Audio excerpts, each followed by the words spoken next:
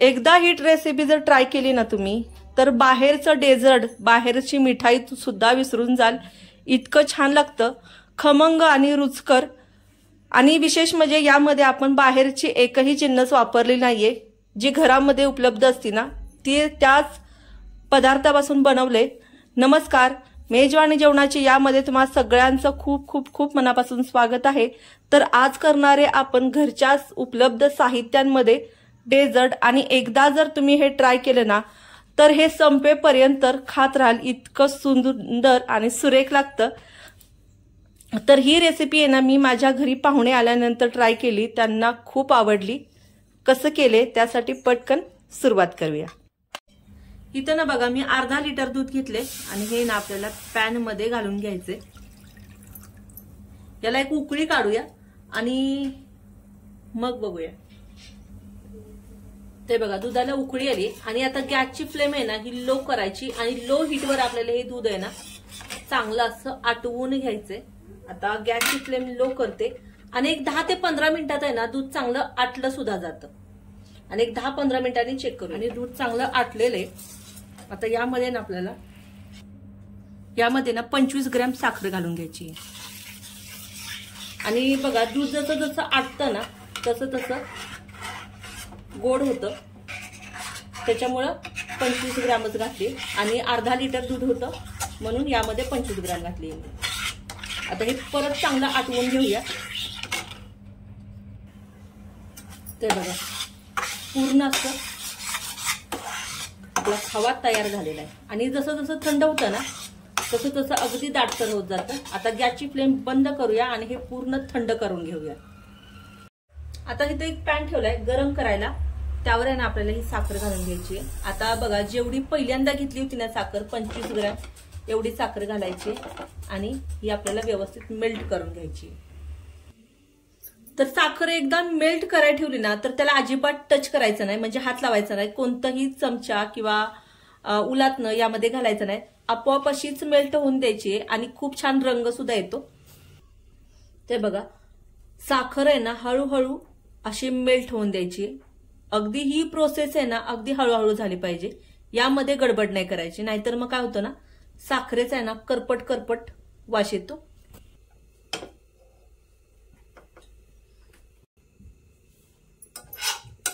तर बघा साखर आहे ना पूर्ण अशी विकायला लागली, पण जी बाजूची साखर आहे ना ती सुद्धा आपल्याला यामध्ये व्यवस्थित मेल्ट करून घ्यायची.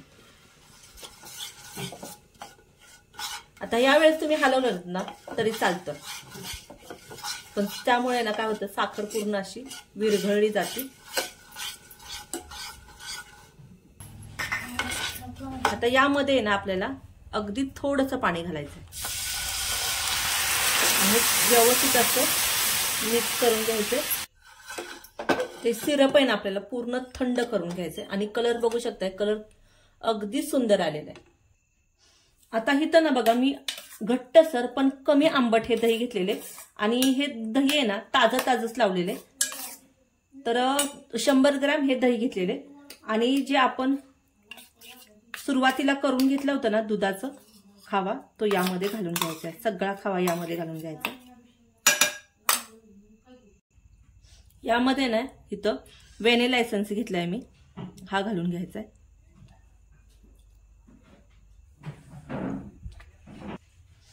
आणि हे व्यवस्थित मिक्स करून घ्यायचं.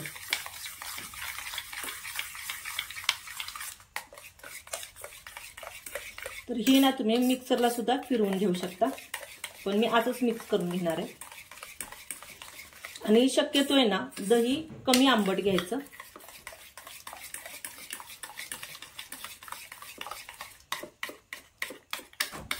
आणि सुरुवातीलाच बघा दही मी फेटून घेतलं होतं थोडंसं, त्याच्यामुळे काय होतं आपण मिक्स करतो ना त्यावेळेस जास्त वेळ लागत नाही.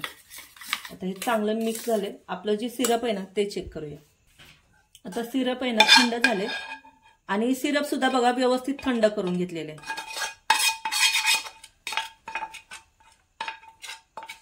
सगळं घालून घ्यायचं यामध्ये आणि हे व्यवस्थित मिक्स करून घ्यायचं. सिरपनी आहे ना कलर चांगला येतो.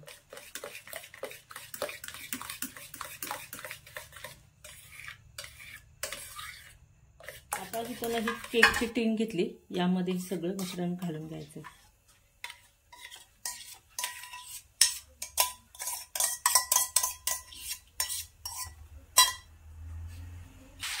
आता इथं ही ॲल्युमिनियमची फॉईल घेतली आहे आणि ही व्यवस्थित त्याला पॅक करून घेणार आहे.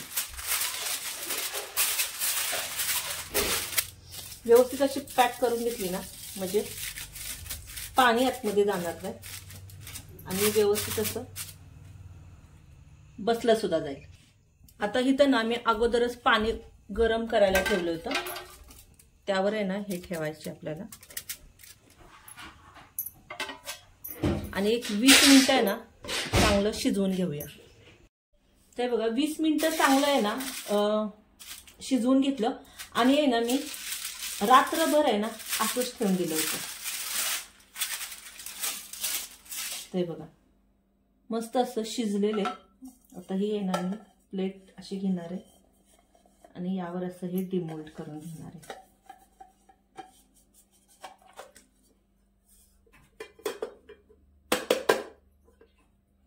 वा, जाळी बघू शकता, जाळी किती सुरेख अशी आलेली आहे. तर ना तुम्ही याला असंच सर्व करू शकता. खूप सुरेख आणि चवीला खूप अप्रतिम लागतो. पण मी काय करणार आहे, थोडंसं गार्निशिंग करून घेणार आहे. तर इथे ना मी वाळलेल्या गुलाबाच्या पाकळ्या घेतल्यात. तुम्हाला जर वाळलेल्या गुलाबाच्या पाकळ्या नाही ना भेटल्या तर ज्या ताज्या फ्रेश गुलाबाच्या पाकळ्या असतात ना त्या सुद्धा घालू शकता.